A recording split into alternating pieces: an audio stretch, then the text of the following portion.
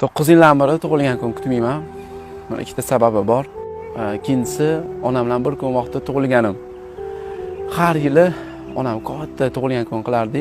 Qarindoshlar kelib, hammasi onamni tabriklashardi. Endi bilasizlar, onalarning tug'ilgan kuni har doim boshqacha bo'lardi. Bir chetda men qolib ketardim. Bir kuni jahlda onamga gapirdim.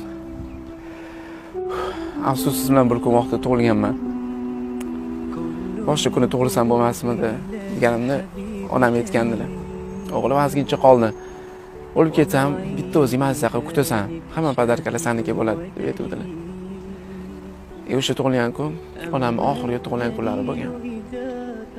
Buni aytayotganim sababi onalarga jahl qilish kerak emas, chunki onalar dardini aytolmaydi, ichiga yutadi. Hamma narsani o'g'lidan kutadi. Ota-onalar ehtiyot qilinglar. Qo'ying, hamma narsa topiladi.